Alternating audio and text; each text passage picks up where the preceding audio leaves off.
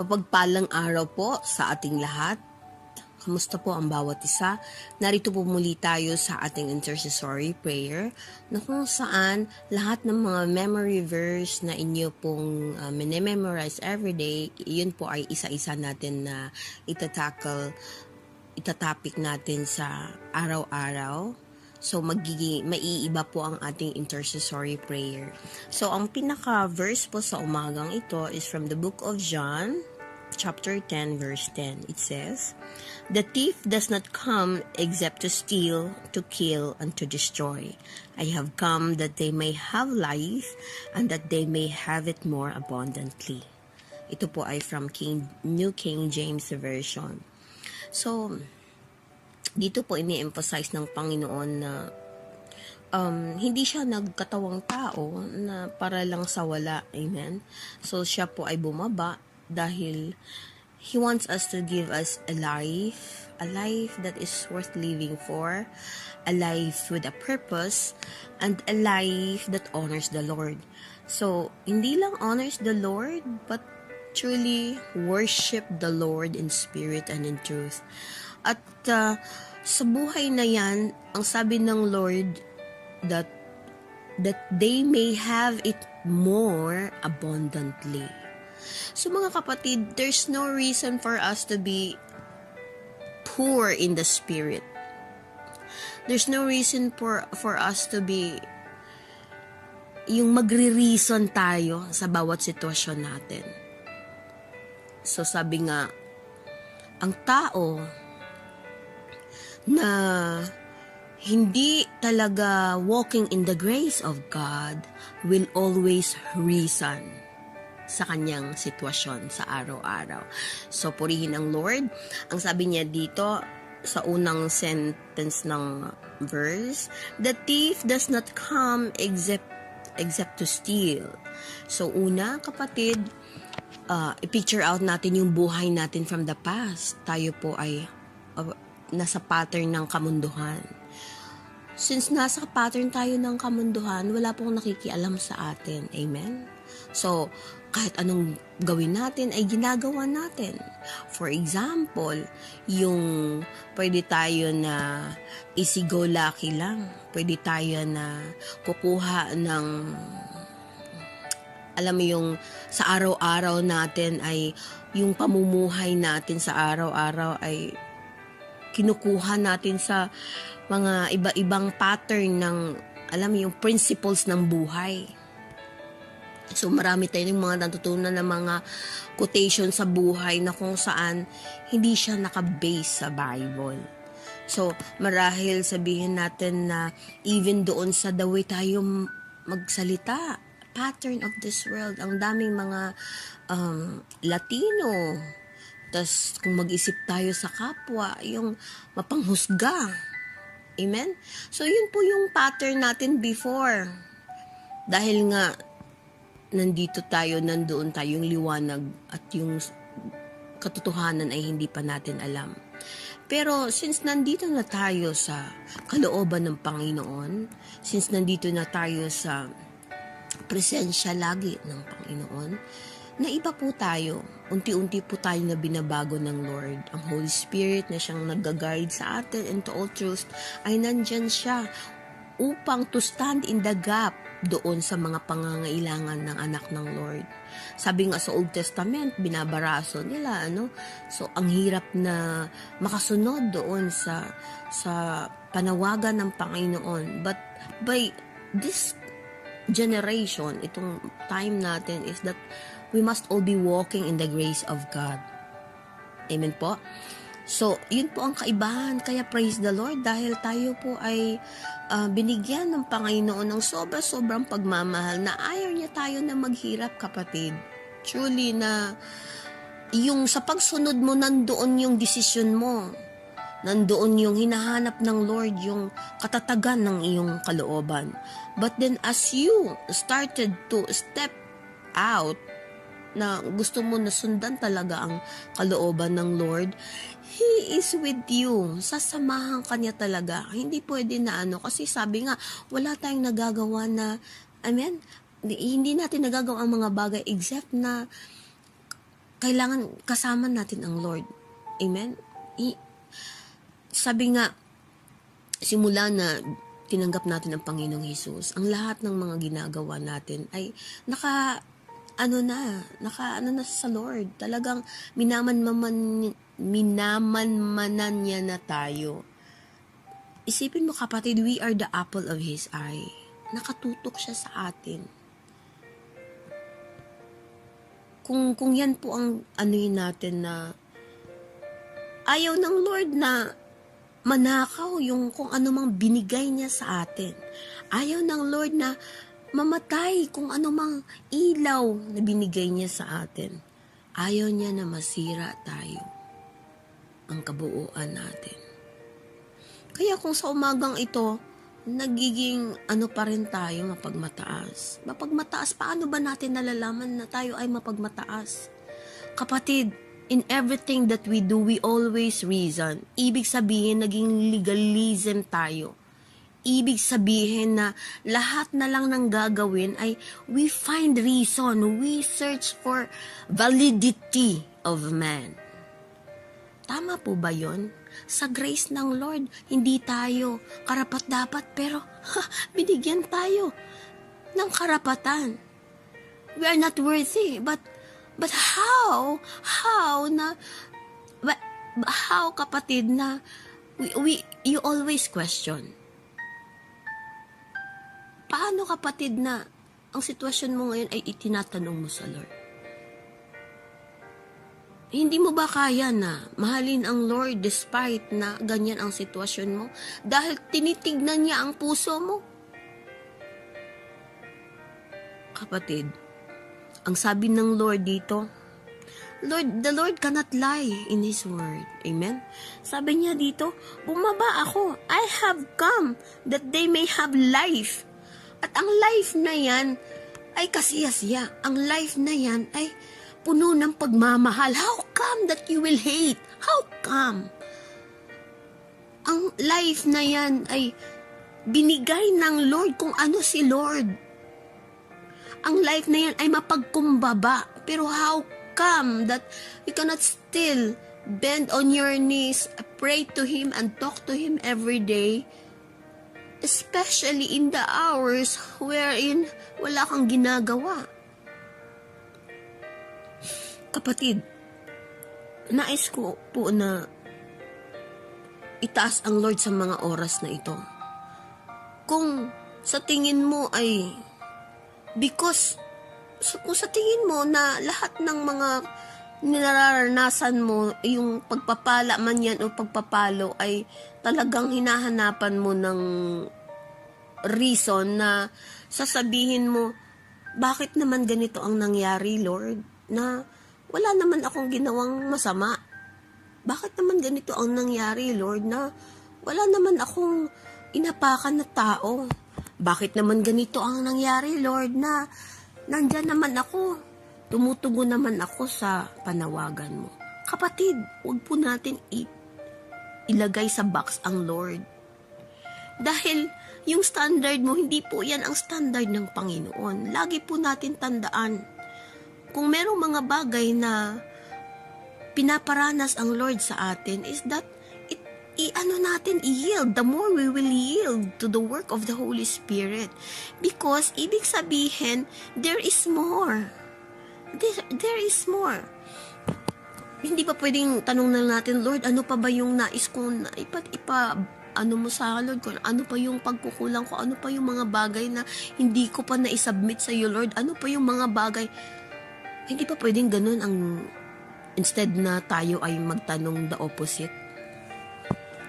So tunay kapatid, sa verse na ito, even itong to steal lang, dito pa lang sa steal, kung ikaw ay tunay na anak ng Panginoon, malalaman mo na ikaw ay ninanakakawan ng kaaway. Kaya pag ganun, papayag ka ba kapatid? No. Ang seed na nasa atin is that hindi mo hahayaan na ang kaaway ay manakaw yan sa'yo. Hindi. Papalaguin pa yan ng Lord to make a tree. Amen? Kasi yun yung pangako niya. Abundance. So, paano natin maranasan kung ang isang seed ay nagkaroon na ng abundance, kundi maging isang puno? So, kapatid, ngayon ba masasabi mo na ikaw ay isang puno na? Yan. So, remain humble to the Lord dahil we are just a vessel. Lagi po natin yan. Ine-emphasize na tayo ay vessel lang ng Panginoon. Hindi po pwede na may maipagmalaki tayo. Daluyan lang tayo, mga kapatid. Kaya purihin ang Lord kung ikaw ay pinagdaluyan ngayon ng financial blessing. Gamitin natin yan para sa Lord. Kung ikaw ay dinaluyan ng oras na wala kang ginagawa pero sumasahod ka, gamitin natin yan sa Lord. Amen, kapatid? Dahil hindi lahat ay nakakaranas niyan. Kung ikaw ngayon ay wala kang sahod pero pinapakain ka, purihin mo ang Panginoon. Dahil hindi ka pinapabayaan. Amen? Kapatid, itong verse na ito, worth to be memorized at i-meditate natin siya. Kasi, sabi ko nga sa inyo, ang gusto lang na gawin ng kaaway is to deceive. Ito, mas inaano niya. Mas talagang hinimay-himay niya. Ang deception na yan, mag-start sa steal na nakawin niya. Pangalawa, papatayin niya. Pangatlo, sisirain niya totally. Hahayaan po ba natin siya? Sabi nga, walang makapanira sa atin kung hindi mo i-allow. Amen? Amen. So praise the Lord. And sa umagang ito po, ang kalooban ng Lord is tayo ay magkaroon ng discerning. At sa discerning na yan, ma-discern mo na ikaw ang kaaway ay nasa proseso ng pagnanakaw. Amen? Doon pa lang, wag mo na siyang hayaan, kapatid. Doon pa lang. Kung tayo po ay tunay na anak ng Panginoon, nandun yung pagpapakumbaba, nandun yung pagsasubmit, nandun yung pag-uobey. Ang lahat ng malalaking bagay ay nagsisimula sa maliit. So, yun po ang lagi natin na i-meditate na dumanas man tayo ng struggle sa mga oras na ito, it will not be permanent, kapatid. Struggle ay meron dahil yung kalooban ng Lord at kalooban mo ay hindi pa nag-a-align. Kailangan lang mag-align yan. Pag nag-align na yan, sunod-sunod na yan, kapatid.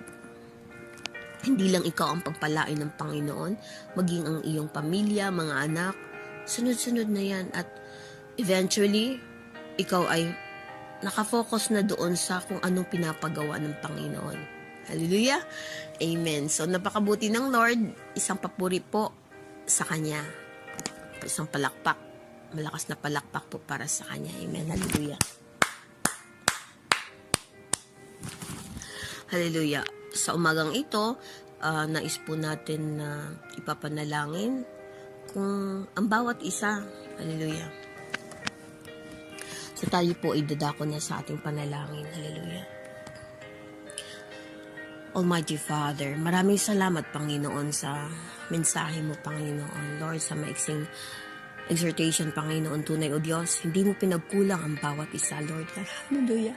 Tunay o Diyos na ikay makapangyarihan, Lord, the maker of heavens and the earth. Ama, maraming salamat, Lord God, sa pagtugon mo, Lord, sa aming mga pangangailangan. Lord God, even Lord God, sa pagbigay mo ng kapangyarihan sa amin at authority, Lord God, to trample the snakes and scorpions, Panginoon, Lord God, hallelujah. And that, Lord, all the powers of the enemy, Panginoon, Lord God, hallelujah. And that no weapons, Lord God, hallelujah, will prosper sa aming mga buhay, Panginoon. Ama, maraming salamat, O Diyos, sa verse na ito, Panginoon, tunay, O Diyos, hallelujah. Ito ay para sa bawat isa, Panginoon, na nakikinig right now. Ito ay para sa bawat, Lord God, mananampalataya, Panginoon, na Hindi hahayaan, Panginoon, ang kaaway na makakilos sa kanilang mga buhay. Ama, Lord God, hallelujah, tinutugunan mo ang pangangailangan ng bawat isa, Lord God. Hallelujah, patuloy mo, Lord God, na binibigyan ng kalakasan, Panginoon, Lord God. Hallelujah, Lord. Sa iyong makapangyarihan na pangalan kami dumudulog, Panginoon. Lord, tinataas namin sa iyo ang aming mga pamilya, O Diyos, sa bansang Pilipinas, maging dito sa bansang Qatar, Panginoon, Lord God, sa mga pamilya, Panginoon, Lord God, na nasa ibang lupalop ng mundo, Panginoon, Lord, hallelujah. We claim, Lord God, for their salvation, Lord God, lifting to you, Panginoon, the salvation, Panginoon, Lord God, sa kanilang mga buhay. O Diyos, hallelujah. Lord, loobin mo, Panginoon, Lord God, magpadala ka ng iyong mga manggagawa, Lord God, to every household, Lord God, hallelujah. Dahil, Lord, we believe, Lord God, this is the season of harvest, Panginoon. Though we are in this lockdown, Panginoon, but Lord, you are giving us the chance to really, Lord, hallelujah, be intimate with you once again, Lord. Maraming salamat dahil, hallelujah, sa buhay na kaloob mo, nakasiyasiya, Panginoon, Lord God, hallelujah. Ang bawat isa ay nagkaroon ng bagong pag-asa, Panginoon. Yung hope, Panginoon, na nagmumula lamang sa iyo, Ama. Maraming salamat, Lord, dahil, Lord, hindi mo pinagkulang ang bawat isa. Dahil, Lord, hallelujah, you are equipping us, Panginoon. From glory to glory, Panginoon, you are revealing to us, Lord God, hallelujah, of who you are, Lord God, of what you are doing in our lives, Panginoon. Ama, maraming salamat dahil, Lord, hallelujah, sa mga pagkakataon na kami nang hihina, nariyan ang aming mga kapatid, Lord God, to pray for us, oh God. Salamat, Panginoon, dahil, Lord, hallelujah, sa pagkakataon, Lord God, na kami, Panginoon, Lord God, about to give up, Lord God, nariyan ang grasya mo, Panginoon, Lord. Muli mo kami, Lord God, pinapalakas, O Diyos. Kami nagpapasalamat sa mga tao na ginamit mo, Panginoon, Lord, sa aming mga buhay. Lord, dalangin namin na sila din ay palakasin mo, Panginoon. Sa mga pagkakataon na ito, Panginoon, Lord God, lahat, Lord God, ng iyong mga lingkod, ng iyong mga, Lord God, disciples, Panginoon, Lord God, who are listening right now, I decree and declare, Lord God, protection upon their lives, Lord God. Their finances, Panginoon, Lord God, hallelujah. The blessings that you have given to them, Lord God. And let it be, Lord God, will unfold from glory to glory, Lord God. Your revelation to them, Lord God, their life purpose, Panginoon. Salamat, O Diyos, dahil, Lord, tunay, Panginoon, walang makakahadlang, Lord God. Walang mahirap sa iyo, Panginoon. Hallelujah. Walang mahirap sa iyo, Panginoon. Lahat, Panginoon, ay tutugunin mo, Lord. Lord, ikaw ay nakatingin sa aming mga puso, Panginoon. Lord, everyone's desire, you knew it, Father. Lord, hallelujah. Tutugunin mo, Panginoon, Lord God, ang bawat sambit ng iyong mga anak, Lord. Dalangin namin, Panginoon, Lord God, hallelujah, na Lord, malakaran, Lord, hallelujah. Malakaran ng bawat isa, Lord God, ang pagkatawag mo sa amin, Panginoon. Lord, wala akong ibang desire, Panginoon, is that to really, Lord God, hallelujah, be in partner with you, Panginoon. And Lord, be a vessel of your glory. Let it come forth right now, Lord Jesus. The anointing of each one, Lord God. Their calling, Lord God, to every individual, Panginoon. Let the Spirit of God arise in their lives, Holy Spirit. Let come forth, hallelujah, your manifestations in their lives, that even in these days of hallelujah testings, they will, hallelujah, stand firm in the name of Jesus. Lord, walang mahirap sa iyo. Ang bawat sambit namin sa pangalan ni Jesus ay tinutugunan mo, O Diyos. Salamat sa iyong makapangyarihan na pangalan, Panginoon, na tunay walang magagawa ang kaaway. And there's no weapons formed against us will ever prosper in the name of Jesus. Ama, sa blood ng Panginoong Jesus, hallelujah, ang bawat isa, Lord God, kahit saan magpunta, Panginoon, ay poprotektahan mo. Patuloy mo, Panginoon, na aabutin, Lord God, ang bawat isa, Lord God. Lord, hallelujah, let the word of God wash us, Lord, daily. Let the word of God strengthen us daily. Lord, let the sword of the Spirit manifest in our lives daily. Lord, the power that you have given with this sword, Panginoon, let it be, Lord, unfold sa bawat isa, Lord God. Let that wisdom and understanding, Lord, in your word manifest right now in the name of Jesus. Na hindi nila sasabihin, Panginoon, na hindi nila naintindihan ang banal na salita. But Lord, they will, Lord, meditate it. They will meditate on it day and night, Lord God. Hallelujah. Salamat, Panginoon. Tunay, O Diyos, Lord, napakalaki ng plano mo sa bawat isa. At tunay, Panginoon, today, hallelujah, bubuksan mo ang durungawan ng kalangitan upang, Lord God, you will unfold revelations, Lord, sa aming mga buhay. Patuloy, Panginoon, na ikaw, Panginoon, Lord, hallelujah, hubugin mo ang bawat isa, Lord God, that we are the clay and you are the potter, O God.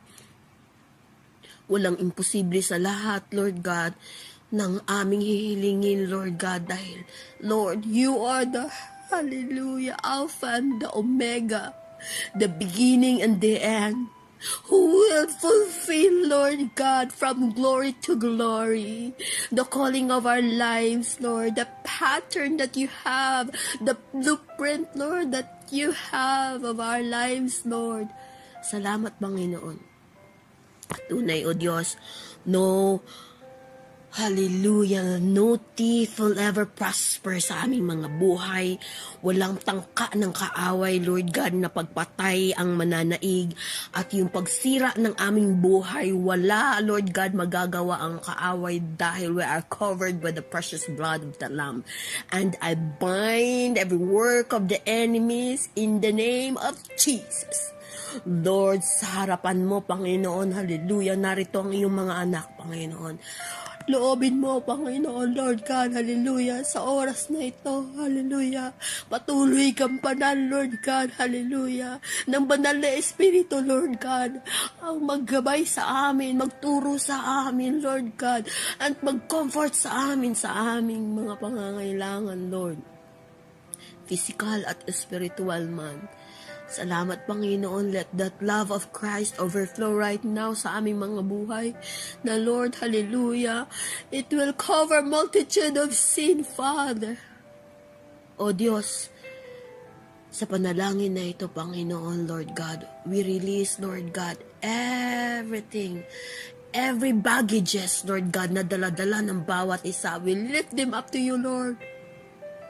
We lift them up to you, Lord Jesus. For this is what you have said, Lord. Lifting everything to you, Lord God, and let your will be done. Hallelujah. Walang mahirap sa iyo, Panginoon. Lahat ay tutugunan mo, O Diyos. Father, even, Lord God, sa mga kapatiran na dumanas ng karamdaman right now, Lord God, dinudulog ko sila sa inyo, Panginoon, sa makapangyarihan at pangalan ng aming banal na Panginoong Hesus.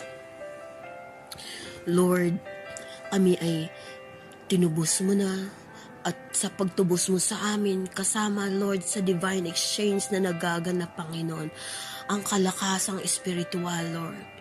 Lord, alam namin na kung anong kalakasan namin sa spiritual, Lord God, it is parallel, Panginoon, doon, Lord God, sa aming physical.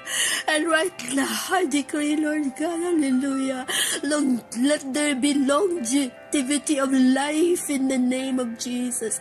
I decree healing, Lord, to the wounded, to the hurtings, Lord, in the name of Jesus. I decree and declare, Lord God, hallelujah, sickness will pass over in the name of Jesus.